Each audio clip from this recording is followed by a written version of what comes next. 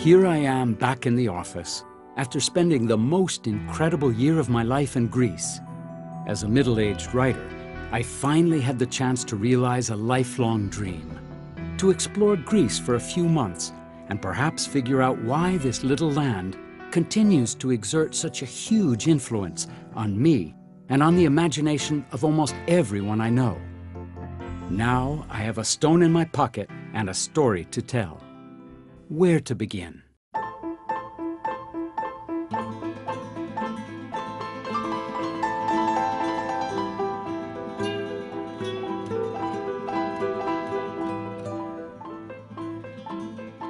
Well, as a boy, first I loved dinosaurs and then cowboys, but then abandoned them both for the more enduring passion of Greek mythology. The gods and goddesses, heroes and stories of ancient Greece awoke my slumbering imagination and lured me onto a path of discovery and my own brand of storytelling.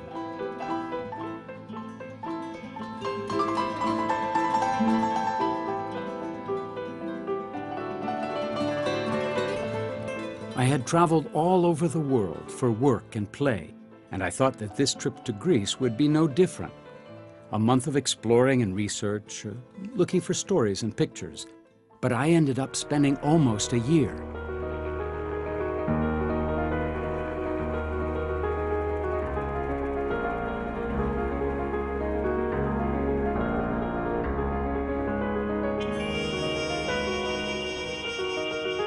Although I had read everything I could before coming to Greece, I wasn't prepared for the light.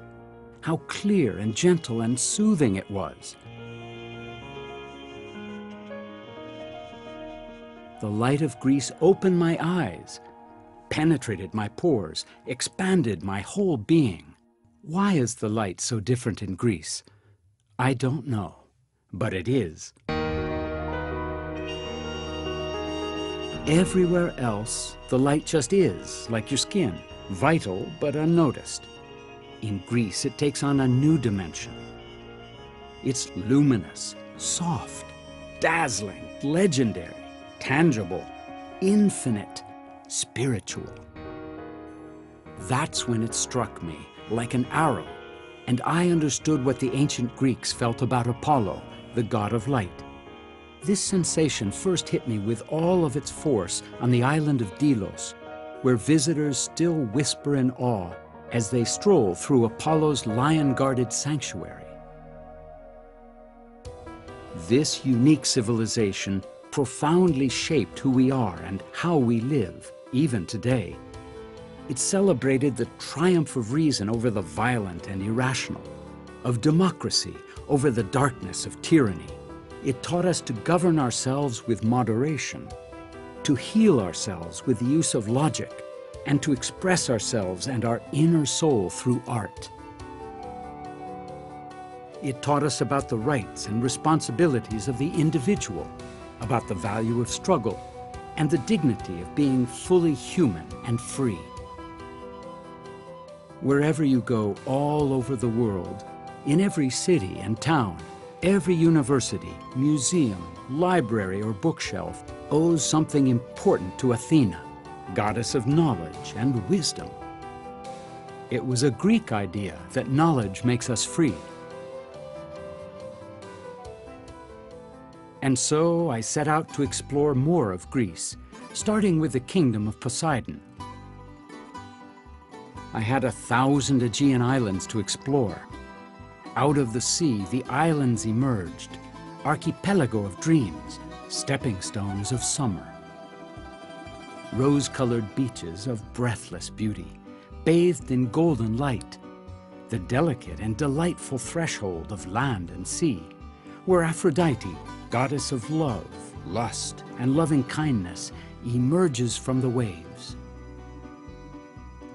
Secret and marvelous places and islands off the beaten track, unmentioned in guidebooks, unexpected and amazing. Sugar-cube villages tumble down mountain slopes and spill into the sea.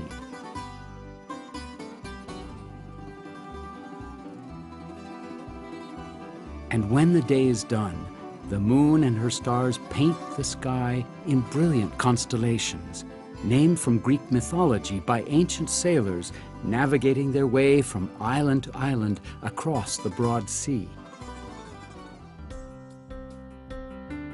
As I traveled through the Greek countryside with its incredible variety, I began to appreciate the kindness and harmony of the land, which, like the Greek light, is never harsh or threatening. Rich fields of wheat express gratitude to Demeter. The olive trees which dot the Greek landscape are the gifts of Athena. It's hard to taste an authentic Greek meal without thanking these goddesses for their gifts and eternal generosity. Locked inside the autumn harvest of grapes lives the spirit of the most restless god of all, Dionysus, god of wine and spontaneous joy. Here, Dionysus is at home, and all are welcome.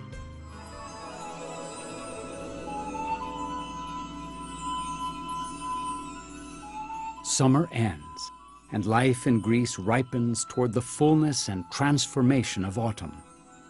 Birds and animals are on the move, and nature wears new colors as we walk through the forest with Artemis by our side.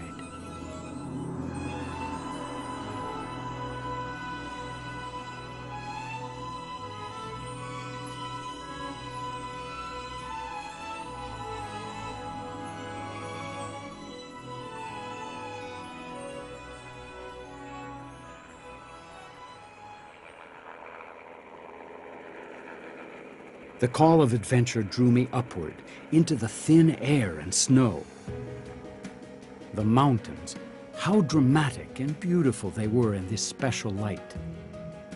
I thought that I would be disappointed in my quest for my childhood gods and heroes, but everywhere I turned, there they were. Ageless peaks capped with snow still echo with Zeus's thunder.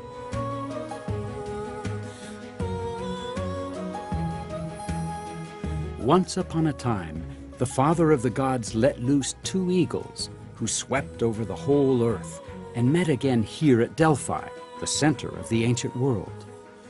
Here, for thousands of years, visitors have journeyed from all over the world to this sacred spot to consult the famous oracle and to experience the tangible divinity of light. In Olympia, Hercules founded the Olympic Games, and even today, the Olympic spirit, an eternal flame, continues to burn bright.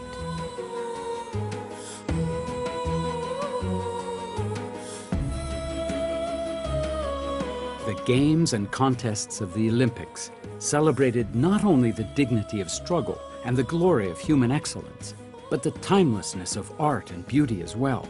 All those things men do to celebrate nature and add to its abundance.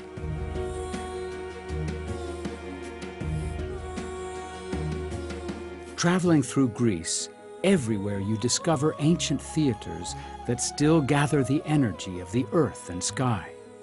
At Epidaurus, I felt a stillness so intense that for a fraction of a second I heard the great heart of the world beat.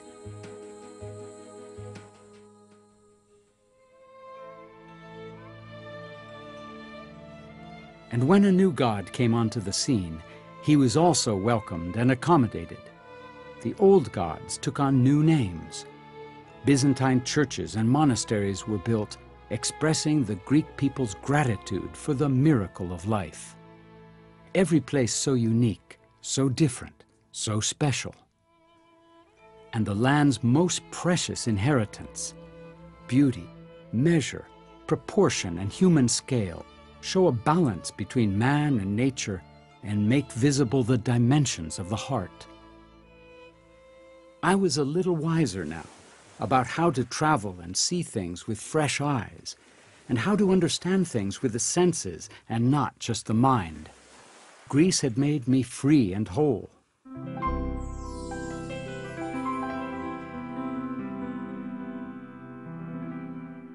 The world must become small again, as the old Greek world was, small enough to include everybody. Greece has given me this incredible gift that I could now take with me anywhere: the ability to seize the moment and enjoy the fullness of life.